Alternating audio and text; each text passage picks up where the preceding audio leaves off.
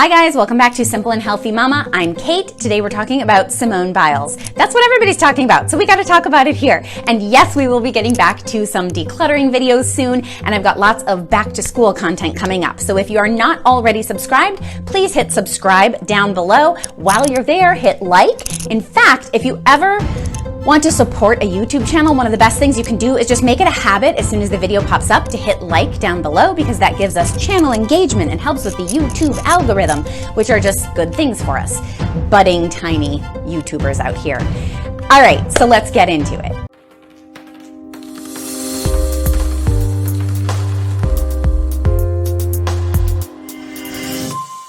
'21 Olympics just wrapped up, although they were actually the 2020 Olympics, of course. Did anybody else just laugh every time they saw the signs?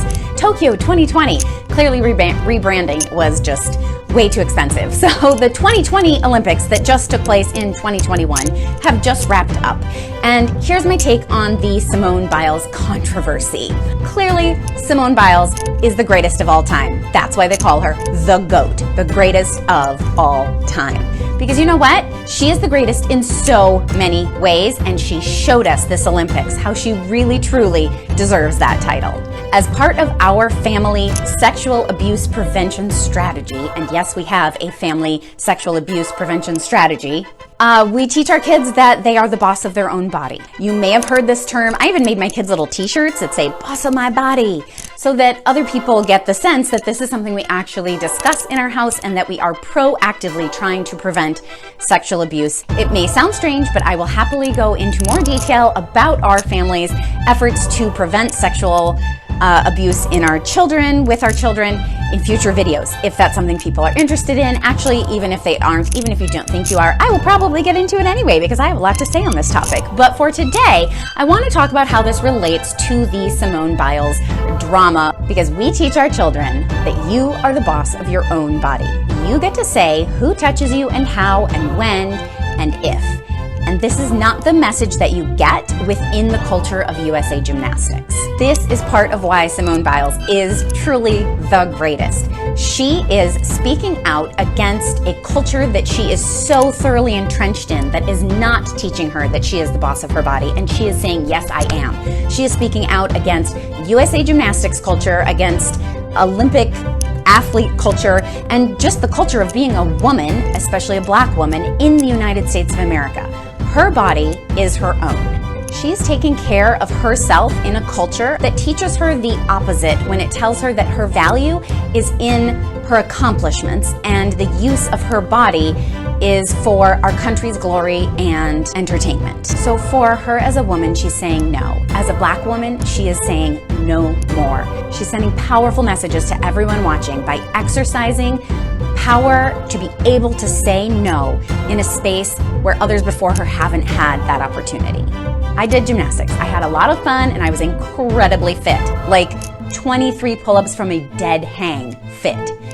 And sometimes it was super fun, but there were other parts of it, other things that you might not think about, that I still see very prevalent today in gymnastics culture. After many years as a gymnast, I was left with chronic pain, complete body dysmorphia, where you don't actually have an accurate sense of what your body looks like or the size that you are. I still think of myself as very stocky, and when I look back at when I was thinking I was stocky as a gymnast, I cannot believe how muscular and thin and fit I was. And I still to this day carry some of those feelings where I can't quite see myself in the mirror. So with my current COVID pandemic weight, I am 5'4". I'm being honest here today, guys. I am 5'4" and like 135 pounds. I have put on some weight with COVID. I'm very self-conscious about that, but I also know in my brain that 5'4" and 135 pounds isn't fat, but I feel fat. And that is a relic from my time many years ago as a gymnast, where I felt that I had to be perfect and I felt that I had to be an exact perfect weight.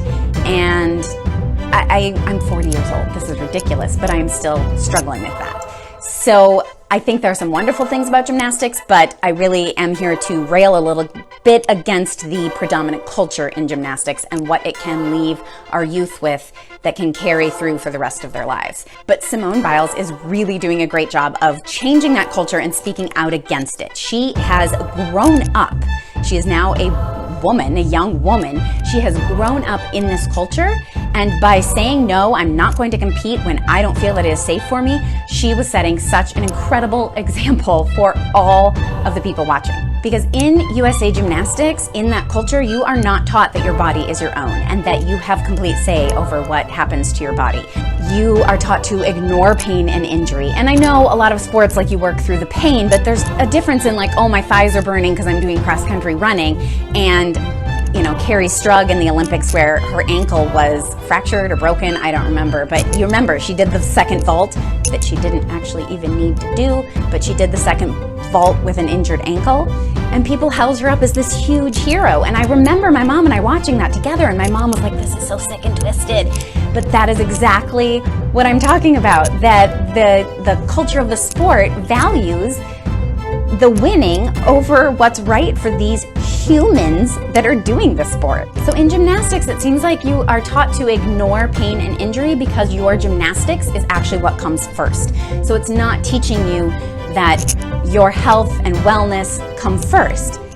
And so for Simone Biles to say that that needed to come first for her was an incredible step. Biles doesn't need another medal. She already is the greatest gymnast of all time. Her routines are so difficult, they don't even know how to score them. They can't even give her credit for all of the difficulty that she's doing.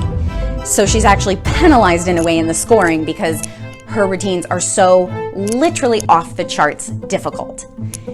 So she doesn't need another medal. She doesn't need more accolades telling her that she's the greatest. She knows she's the greatest. She has accomplished enough. Simone did the best thing that she could do in protecting her own health and safety, maintaining her team's chance of still medaling, because she knew that if she had a big fall or huge mistake, that could cost the rest of her team their chances at medaling in the team all around. And she caused the world to see that she has so much more to give than just her athletic ability. Even as people worldwide rail against her and criticize her for her decision, they are engaging in a discussion about what it means to be an athlete, to be a woman. What better example could she set for our children than to show them that her health and that their health, mental and physical, needs to take top priority. She showed everyone that being strong is so much more than how many flips and twists you can do in the air. She showed an immense amount of bravery in standing up against the institution that made her famous